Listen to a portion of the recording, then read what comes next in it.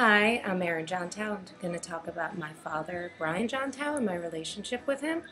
Um, in general, it's a good one, and it's probably one that really strengthened as time went on. Uh, I have a more complicated relationship with my mother, so my father kind of stepped up to the plate in my teenage years, and it was kind of just me and him then. But stories that kind of encapsulate my father and my relationship with him, I'll start with a lighter one and then kind of go slightly heavier.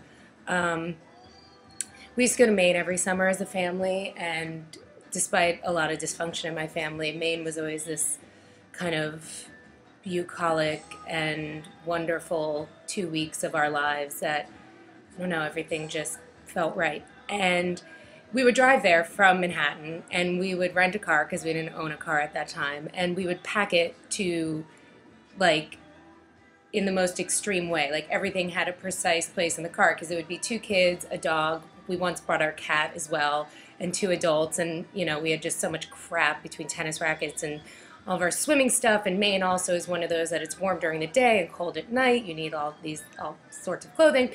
So we were actually leaving Maine, and whenever we would leave Maine, we would feed the ducks. And with any leftover like bread we had from, or buns we had from like the 2 weeks we were staying there.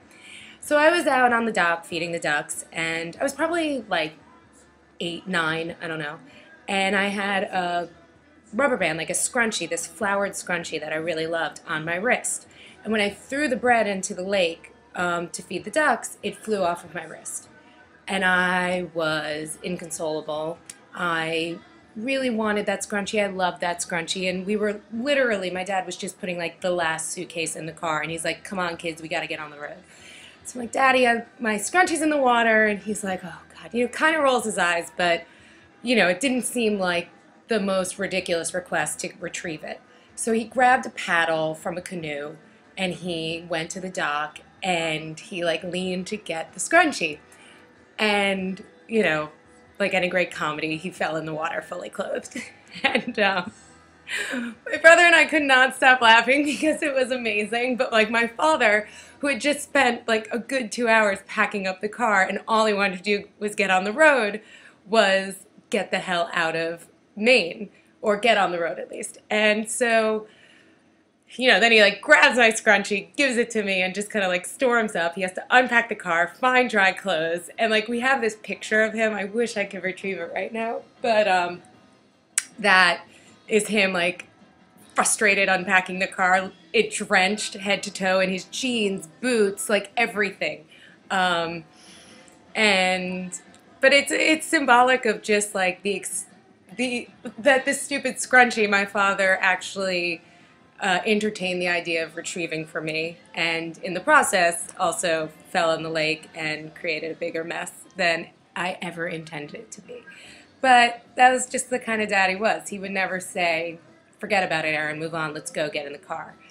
And that's really simple and silly, but that scrunchy story comes up a lot in my family, I think, because it's really fun to laugh about my dad falling in the lake and how like frustrated he was about getting dressed. But on a more serious note, starting in college, I started having pretty bad anxiety, and it kind of took me by surprise. I didn't really know what it was. And at this point, it was really just my father and myself. I didn't have much contact with my mother.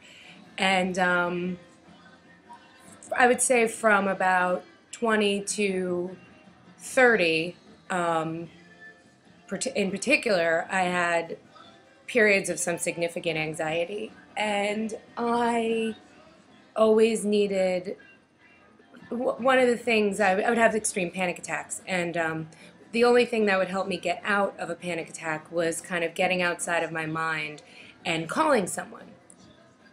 But, I mean, your friends understand to a point, and anxiety and panic is so irrational that, I don't know, I just kind of felt like I was imposing upon people to be like, hey, can you keep your phone out in case I have a panic attack?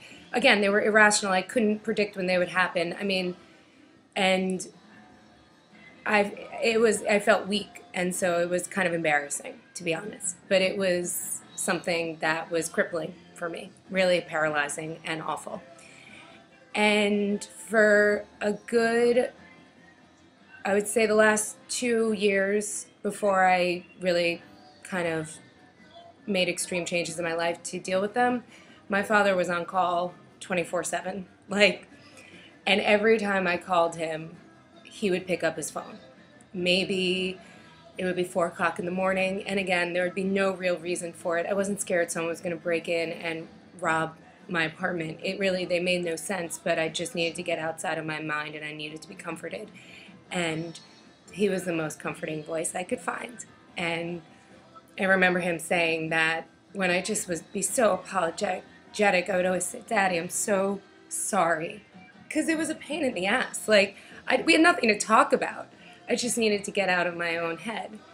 And I would just apologize for disrupting his life constantly.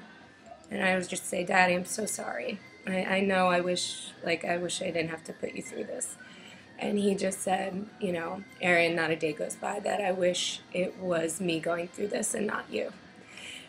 And that's pretty much, and anyone who's dealt with really bad panic attacks and anxiety, you feel like you're dying. So for someone wanting to take that burden off of you and put it upon themselves, that says a lot about the person you're dealing with. And I know he meant it. So I love my dad a lot. He makes me feel really safe. I'm pretty gregarious, and he's a quieter man, but a sweetheart nonetheless. And he loves me more than anything in the world. Me and my brother and my niece and nephew. But, we've been through a lot together, and I'm not always the easiest daughter, not in like a super rebellious way, but sometimes I'm not great at kind of just letting him know how much I love him. And I think he knows. He definitely knows. But I just love him, and I'm really, really grateful to have him in my life. So that's Brian Johntow, and that's my relationship with him. And feel free to use what you want from that. All right.